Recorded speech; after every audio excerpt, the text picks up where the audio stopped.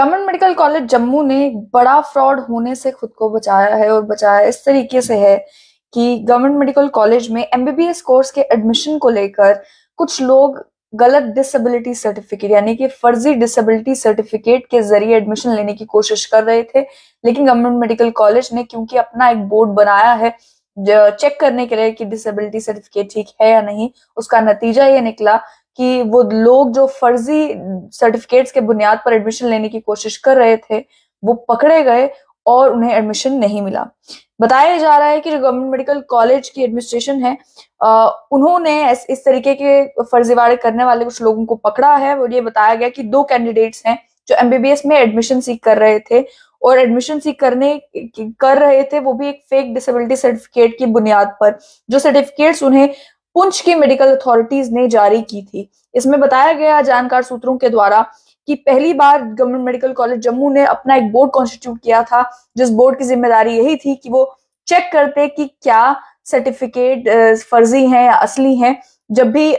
जो peoples with disability है उस कैटेगरी में एडमिशन होनी थी, तो इनिशिएटिव था जीएमसी जम्मू के अथॉरिटीज का, जो फाइनली पे ऑफ किया। और पे ऑफ किया इस तरीके से कि कुछ लोग जो एडमिशन लेना चाह रहे थे एमबीबीएस के कोर्स में फर्जी सर्टिफिकेटों की बुनियाद पर उन्हें पकड़ा गया। डिटेल जो शेयर की गई उसमें बताया गया कि गवर्नमेंट मेडिकल कॉलेज जम्मू में 4 पोस्ट थी एमबीबीएस की, 4 एमबीबीएस की सीट्स थी, रिजर्व की गई थी पीपल विद डिसेबिलिटी कैटेगरी में। और नीट एग्जाम पास करने के बाद, काउंसलिंग के बाद 4 कैंडिडेट थे जिन्होंने अप्लाई किया, 4 कैंडिडेट थे जिन्हें ये सीट्स जो है वो अलॉट की गई थी। उसके बाद जो है वो डॉक्यूमेंट वेरिफिकेशन होनी थी। इन 4 कैंडिडेट्स में जम्मू की अग्रिमा जम्वाल, कुपवाड़ा के उबैद अहमद मलिक, अफसाना महबूब पुंछ की रहने वाली और साथ ही में राजा नवीदुल हसन मेंढक पुंछ के रहने वाले थे जिन्हें ये सीट्स अलॉट हुई थी। लेकिन जिस समय स्क्रूटिनी हुई इन डिसेबिलिटी सर्टिफिकेट्स की तो देखा गया, मेडिकल बोर्ड ने ये पाया कि अफसाना महबूब जो पुंछ की रहने वाली थी, जिनके सर्टिफिकेट के मुताबिक उन्हें 40% टेम्परेरी डिसेबिलिटी थी, उनके लेफ्ट घुटने में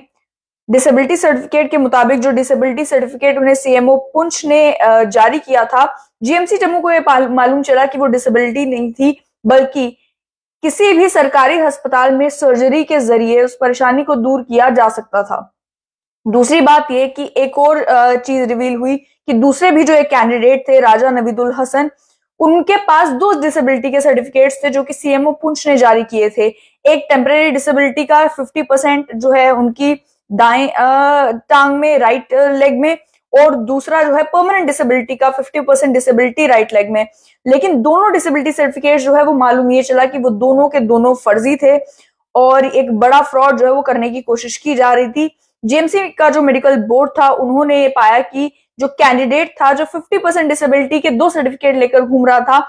उसकी कोई डिसेबिलिटी थी ही नहीं। इसी के चलते जीएमसी जम्मू की अथॉरिटीज ने जो है ये फ्रॉड होने से रोका और इन दो कैंडिडेट्स को जो है वो एडमिशन नहीं दिया और ये भी कहा कि सूटेबल एक्शन बोपी से रिक्वेस्ट की गई कि आप ले इन कैंडिडेट्स के खिलाफ। इसके साथ साथ में एमबीबीएस एडमिशंस में और अन्य नौकरियों में भी, सरकारी नौकरियों में भी कई बार इल्जाम लगते रहे हैं कि फर्जी डिसेबिलिटी सर्टिफिकेट्स का इस्तेमाल किया जाता है और फर्जी सर्टिफिकेटों की बुनियाद पर जो सच में लोग जो हैं जिनकी डिसेबिलिटी है उनका हक खाने की कोशिश जो है वो की जाती है। इसी तरीके की कोशिशों को नाकाम करने के लिए खासतौर पर जीएमसी जम्मू के एडमिनिस्ट्रेशन ने इस बार जो है अपना मेडिकल बोर्ड कॉन्स्टिट्यूट किया था ताकि वो स्क्रूटिनाइज कर सके उन सभी डिसेबिलिटी सर्टिफिकेट्स को खुद ही। और अभी तक जो है इसी तरीके से सीएमओ के द्वारा इशू किए गए डिसेबिलिटी सर्टिफिकेट्स को मान लिया जाता था और उन्हें एक्सेप्ट कर लिया जाता था। लेकिन मेडिकल बोर्ड कॉन्स्टिट्यूट करने का फायदा ये हुआ कि पहली बार ही, हालांकि ये बोर्ड भी कॉन्स्टिट्यूट हुआ है, लेकिन पहली बार में ही ऐसे 2 कैंडिडेट्स पकड़े गए जो कि फर्जी सर्टिफिकेटों की बुनियाद पर एडमिशन ले रहे थे। इसके साथ साथ में अब देखना यह भी होगा कि पुंछ से ये दोनों सर्टिफिकेट्स जारी हुए हैं, क्या पुंछ में जिस सीएमओ ने सर्टिफिकेट जारी किए हैं उनके खिलाफ कोई कार्रवाई की जाएगी। कैंडिडेट्स को जो है उनके खिलाफ तो बोपी सूटेबल एक्शन लेगा, उसकी डिमांड की जा रही है, लेकिन पुंछ की मेडिकल अथॉरिटीज का क्या, उस सीएमओ का क्या जिन्होंने फर्जी सर्टिफिकेट जारी किए, क्या उनके खिलाफ भी कोई एक्शन लिया जाएगा। क्योंकि मामला यहाँ पर सिंपल है कि जब कोई सीट्स रिजर्व की जाती हैं नौकरियों में या पढ़ाई में, एजुकेशन इंस्टीट्यूशंस में या अन्य कई जगहों पर जो कि सीट्स रिजर्व की गई हैं केवल और केवल उन लोगों के लिए जो कि विकलांग है, तो ऐसे में कोई व्यक्ति नकली सर्टिफिकेट बनाकर अगर वहां पर अपनी जगह बनाने की कोशिश करता है तो ये तो कानूनन जुर्म है ही, लेकिन कोई एक्शन लेने की जरूरत है उन लोगों के खिलाफ जो कि ये फर्जी सर्टिफिकेट जारी करते हैं। जब और इसमें जानकार सूत्रों ने यह भी बताया कि इससे पहले भी जीएमसी जम्मू में कई बार ऐसा हुआ है कि जब एमबीबीएस की सीट्स लेने की बारी आती थी तो पहले भी फर्जी सर्टिफिकेट्स का इस्तेमाल होता रहा है। इसी तरीके